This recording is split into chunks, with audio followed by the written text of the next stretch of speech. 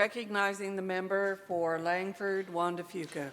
Thanks very much, Madam Speaker. It's a pleasure to rise in this House and speak to Budget 2024. I wasn't planning on speaking this afternoon, but after hearing the nonsense from the member across the way, the House Leader for the Conservative Party, I thought it would be helpful to bring some facts and some relevancy to the issues that matter to the people of British Columbia. Because again, what we've seen time and time again from the BC UP, from the BC Conservative Party, is misinformation. Anything they can do to divide British Columbians, that has been their focus since day one. And I'm going to be touching on that throughout the next 30 minutes or so as I speak to Budget 2024. First, I want to begin by just acknowledging my thanks to the Minister of Finance. It is no easy task putting a budget together. It is no easy task putting a budget together. It requires a lot of staff time. It requires a lot of the minister's time. It requires a lot of engagement. And so I just want to acknowledge the Minister of Finance and her entire team for the Herculean effort that they've undertaken over the last number of months, probably since the last budget was introduced last year, to hear from British Columbians. And I know that all of us in the debates that we have are reflected in that budget, all the conversations that we have on the ground. I had an opportunity Thursday afternoon. A constituent walked in just after the budget had been released. The House adjourned, and I raced back to Langford as quickly as I could because I had a busy afternoon and evening with events. And I happened to get back to the community office and had a person come by to talk about the budget. I happened to be there and asked for a copy of the budget as well. And in a very brief conversation, because she acknowledged that she had some homework to do, she had to read the budget, had to listen to the speech of the minister, acknowledged that in the brief commentary that she saw on her local radio station and what she saw online, that this budget really seemed to be about lifting people up. It was about making the necessary investments in people at a time when people are struggling in so many ways. And so I often think of that very brief conversation we had in the lobby of my community office, and I agree with her. This budget, the budget that the minister and her team have put forward, that our government has put forward, is about lifting British Columbians up at a time when British Columbians are struggling. And it counters an approach that we've seen time and time again, whether it's here in British Columbia, other provinces across this country, of governments. When things get tough, they cut. And they don't cut the top 2%. They don't impact their donors. They don't impact the people that they rely on. They cut on the middle income earners, the low income earners, British Columbians who are struggling. And that's certainly what the BC UP would do if they sat on this side of the House. We sure know that's what the Conservatives would do. They sat on this side of the House. We just listened to the speeches from the member opposite, who acknowledged that all throughout the 20 minutes that he stood up. But I'm proud of Budget 2024 and what it does. And it starts with investments in people. It starts with helping people with everyday costs. It's about making sure that we continue to make British Columbia a great place to raise a family, that we continue to make sure that British Columbia is a place where everyone can thrive and succeed. And it's tough to do that with global inflation that has made life more and more expensive for so many people.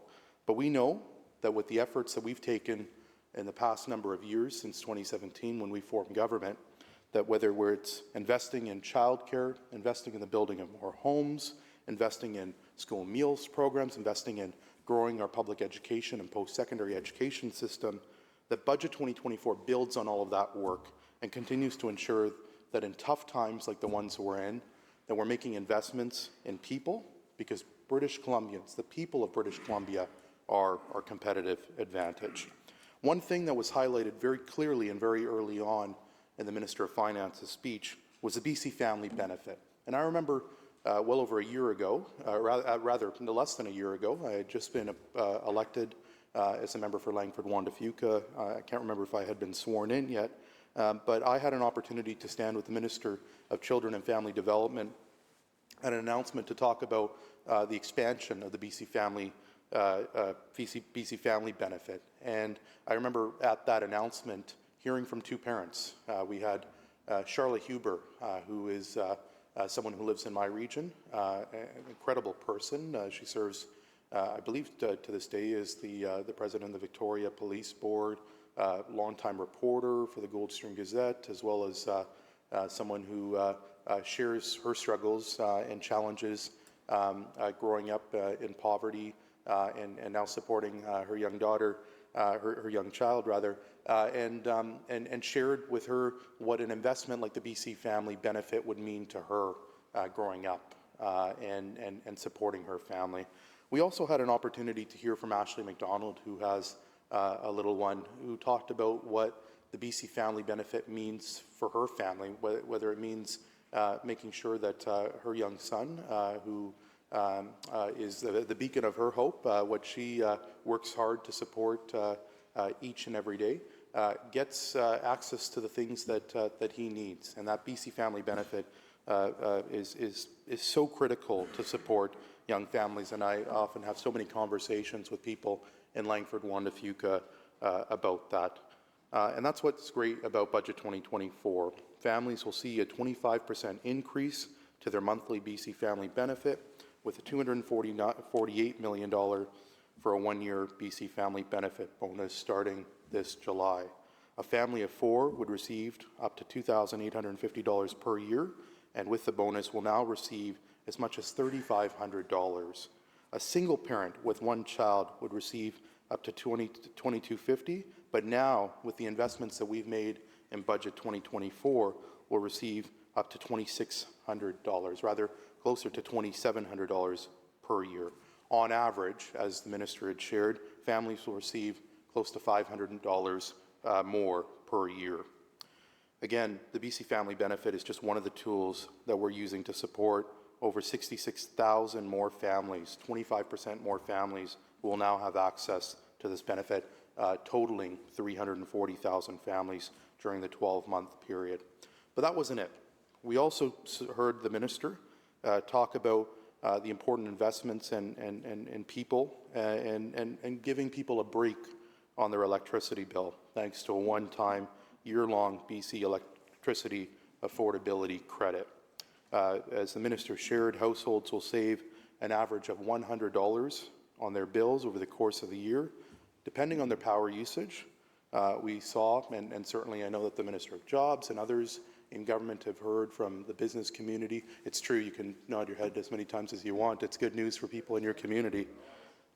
It's good news for people in your community. I'd suggest you go knock on some doors and talk to people about it.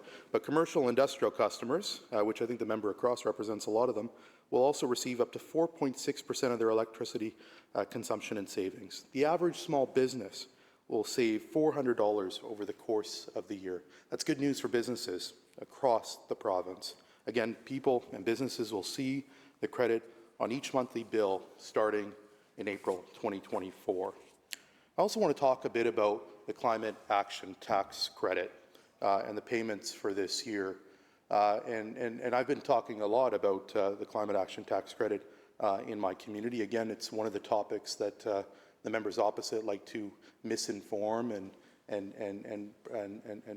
bring up quite often in this place and in communities. I had an opportunity to talk to media in the member for Columbia, not Columbia River Rosetown.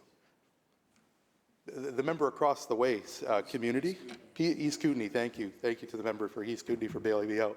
I had an opportunity to talk to the media about the hypocrisy of the Climate Action Tax Credit that the members across the way brought in, and how as soon as the Conservatives changed their tune on it, we saw the BCUP, out of fear of losing votes in those communities, change their principles, change their stance on that. That's what happened. That's what we saw on this side of the house. But let's set the record straight that 100% of the revenue from the carbon tax increase will be directed to the Climate Action Tax Credit. That's the fact. We can certainly acknowledge that the members on the other side of the House will say other things, but that is the fact. 100% of revenue from the carbon tax increase will be directed to the Climate Action Tax Credit. So let's talk about what that means for British Columbians. It means that a family of 4 that received $890 last year, they will receive over $1,000, and an individual that received $447 last year will receive over $500 starting in July of later this year. The number of people receiving the credit increases annually will reach a goal of 80% of British Columbian households by 2030. Again, the majority of British Columbians are projected to receive more through this enhanced credit than they pay in the carbon tax by 2030. Those are the facts.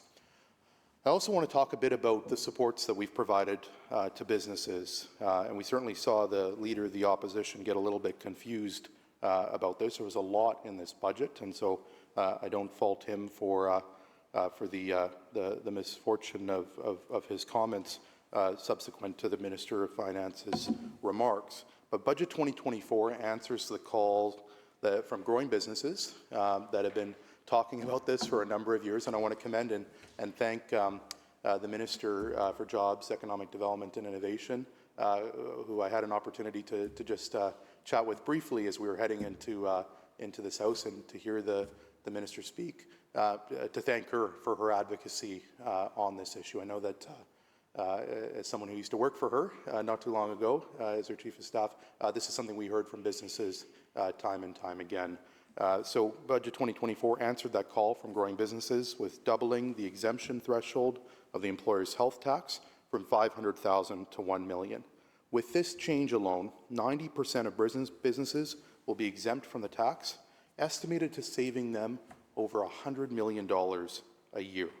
And again, that's beginning in 2024, and that is a real important change. And I think just acknowledges the fact that here you have a government that listens. Unlike the approach that the members on the other side took when the Leader of the Opposition was the Minister of Finance, he had committed to lowering the small business tax when he was planning his budget and preparing his budget, and then ultimately released his budget.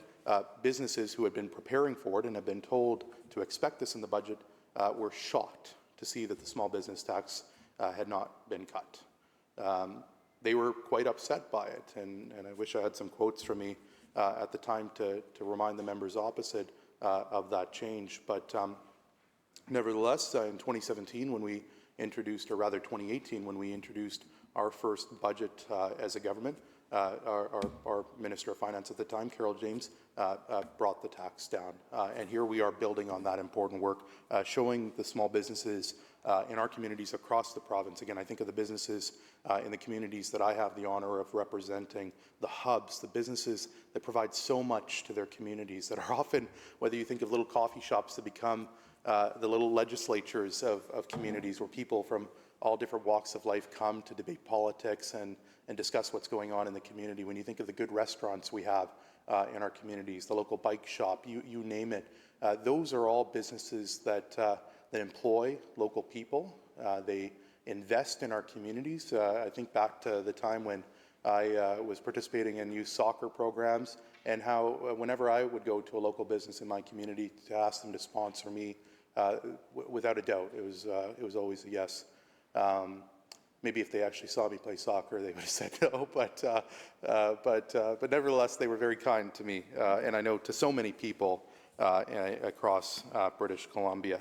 And I think it's important to acknowledge, as has Bridget Anderson, the CEO of the Greater Vancouver Board of Trade, and I quote, "Our number one ask was seeing some relief on the HT, so we're pleased to see that, and also pleased to see the additional relief when it comes to electricity credit." That, again, is from an influential person that I know that the Minister speaks to regularly, that represents a lot of voices in the Lower Mainland and across the province from the business community.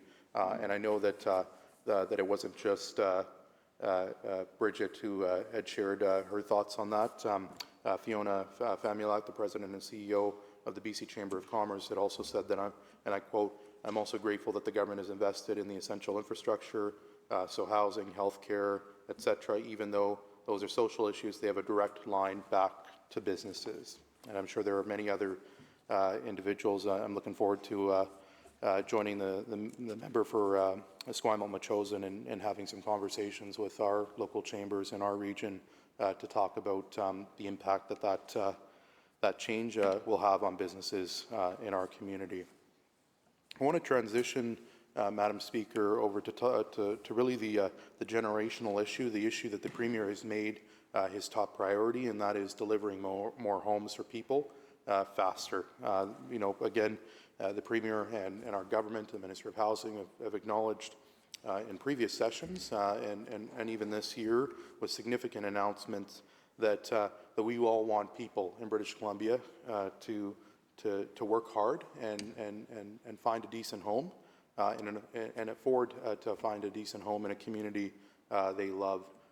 And I know, again, I have many conversations with people in Langford, Juan de Fuca, about the importance of building more homes, building more affordable homes so people can live, grow, play, and age in their communities. And so we've done a number of things in the build-up to Budget 2024. We're reining in the out-of-control short-term rental market. We're expanding the speculation and vacancy tax, a tax, I might add, that the Leader of the Opposition would get rid of if he sat on this side of the House. We've fixed the restrictive and outdated zoning rules, and I know that there's work ongoing across the province, in communities across the province. I'll say it again, since it created a little bit of entertainment. The Leader of the Opposition has made it very clear that he doesn't support the speculation and vacancy tax, and I think I speak for many British Columbians in knowing that if he sat on this side of the House, he would get rid of it. It's been pretty clear in the comments, and I'd point out many of those comments to the members opposite.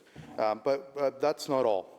We've also turned more land and areas near transit hubs into homes for people with our transit-oriented development legislation. We legalized secondary suites in communities all across the province. We've cut down wait times at the residential tenancy branch and also taken a number of steps to support renters.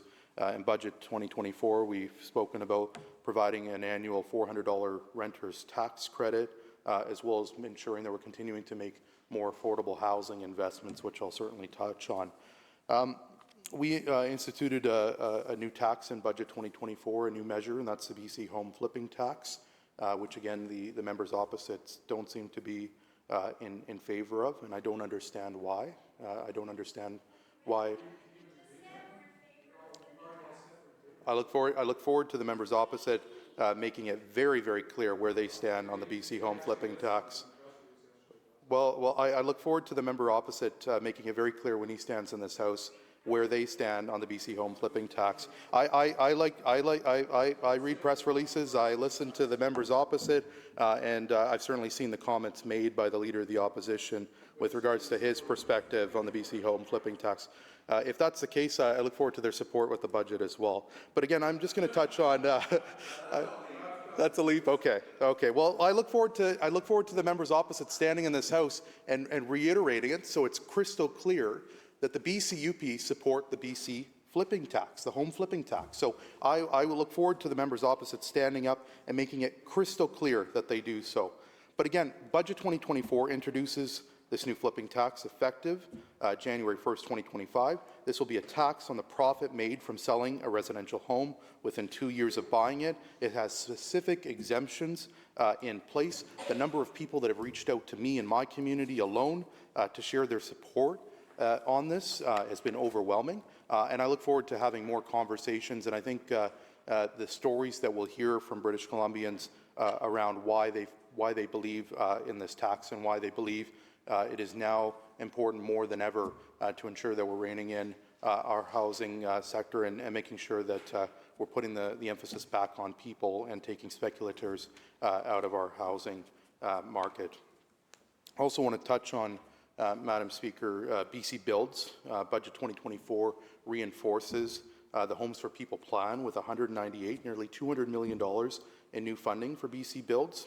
And what I think, look, there's been a lot of discussion in the last number of weeks about the importance of BC Builds, about how you have this new plan and this new initiative that is going to create thousands of homes for middle-income earners all across British Columbia. The Premier has rolled it out, and we've already, I think, got 4 projects underway. I know that the one closest to my constituency is in Cowichan. I know in conversations that I've had with the Mayor of Langford and community leaders, there's a lot of excitement around BC Builds and the need to build more middle-income housing. Langford has its own affordability home ownership type program, and they're looking to see how they might be able to work with BC Builds, not only to ensure that they're preserving land for the program, but also from a costing perspective. Again, it's going to be a great program working with local governments, landowners, home builders, and developers, and all types of home operators to move projects. And again, I think this is a key piece from concept, from the early planning stages to construction within 12 to 18 months. That is critical to its success. And again, I want to commend the Premier and the Minister of Housing for successfully rolling it out, and the 4 projects and many more to come. And I'd like to think, and I talked a bit about this during the throne speech, that BC Builds must be pretty good if the federal government, within a week of releasing it, came over, the Prime Minister came over and said, I'm going to spend $2 billion and back it up. And not only did he do that, not only did he come here and validate this initiative, but he's made it very clear to provinces across Canada that the Premier is taking the lead on housing, has done an incredible job, and that other provinces that are facing the same issues that we are should look at initiatives like BC Builds as well, should look at the number of housing legislation changes we've made. Again, you just have to look at social media to see people from Ontario, Alberta, and so many other provinces talk about how important it has been for them to see the changes in British Columbia and use that as a way to be able to lobby their respective premiers and ministers in government on those changes. One other piece that I'll just touch on with regards to housing is the recommitment that Budget 2024 saw. We know that our government has made the building of more housing number 1 priority. That includes affordable housing, includes for low-income earners. Had an opportunity to tour our place just a couple of weeks ago and talk to the CEO, executive director there, about the important investments that in previous budgets our government has made, and how he and so many other nonprofit providers and social services providers want to work with government to build more affordable housing. In Langford, Juan de Fuca alone, we've built over 1,000 units of affordable housing since 2017. You don't even want to know the number from 2001 to 2016 because it's in a couple hundred. It's embarrassing. Over a period of 16 long years, very little investment happened in Langford, Juan de Fuca, and the critic across the way for the official opposition on finance, the member from Kamloops, South Thompson, I believe, or North Thompson, one of the Kamloops, made it very clear in the last session when I spoke about the important investments that are being made in Langford, Juan de Fuca, that he didn't expect those investments to continue because the Premier is no longer from Langford, Juan de Fuca, and how there was too many investments being made in Langford, Juan de Fuca. And unfortunately, I had acknowledged at the time that their candidate, the BCUP's candidate, is going to have to wear those comments because they made it very clear that if they form government, if they elected an MLA from their side, from Langford, Highlands, or Juan de Fuca, Malahat, that those constituencies are not going to get investments, and that's unfortunate. But again, it's not a surprise because we've seen over 16 long years in those communities very little investments. Again, I got my career started in politics lobbying this government. I was George Abbott at the time, nice guy, and he was someone I certainly kept a relationship with afterwards. But I started my connection with government lobbying them to replace 2 aging, decrepit high schools in my community. The high schools, Madam Speaker, were so bad that when the floors would rip up, they wouldn't replace the floors. They would put duct tape on the floors. Duct tape was their way of fixing problems. We're taking a different approach. I want to just touch on healthcare in the time that I have left, as well as maybe a bit around building a stronger and cleaner economy, depending if I can get to that. The time certainly goes by very quickly. Again, when we talk about the importance of housing in attracting more workers here to British Columbia, more healthcare workers in particular, we also need to make sure that we continue to make investments in healthcare.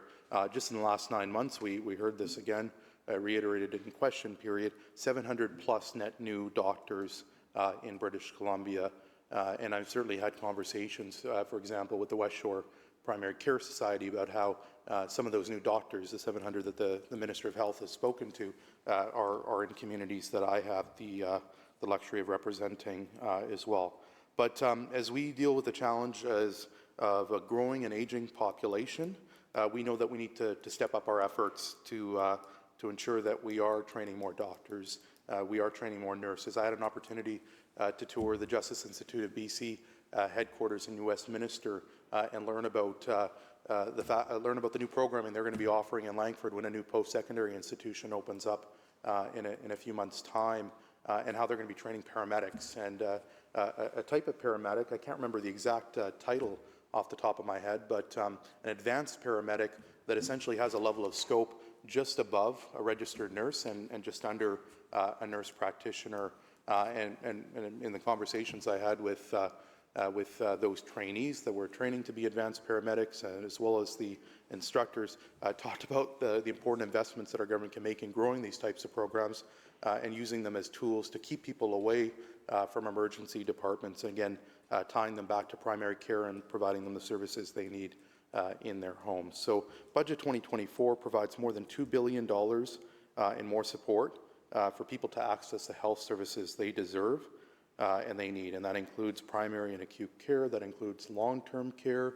I know that Budget 2024 reinforces our government's commitment to building 300 long-term care beds in the West Shore, in the Royal Bay neighbourhood. That's going to be benefiting the West Shore region. That is something that the people in the West Shore and Sooke region have been advocating for years on. They want their loved ones to be able to age in care in their community. I can't wait till construction begins on that. And again, speaking of construction, Budget 2024, from a capital perspective, invests over $13 billion over the next 3 years for the construction of long-term care facilities, acute care, and cancer care facilities as well. And that is the largest capital infrastructure related to healthcare in British Columbia's history. And I think something that we, certainly on this side of the House, are very proud of and acknowledge that more work needs to be done. I had an opportunity to drive by the Cowichan Hospital just a few weeks ago and see the excitement just from folks that I was having conversations with in that area, what that new hospital will mean for their community. I want to touch on a number of other initiatives. Maybe I'll just touch on education. Since 2017, we've seen in the Sooke School District the largest expansion of seats in the Sooke School District's history. Saw very little investment under the 16 long years that the BCUP were in power in the Sooke School District. Over close to 3,000 new seats, over $250 million investment in new schools. And I know that Budget 2024 reinforces that commitment, and we'll be seeing more investments in the Sooke School District and other growing school districts across the province. I don't think I'm going to get much time, Madam Speaker. 20 minutes or 30 minutes, or however long we have, goes by very quickly.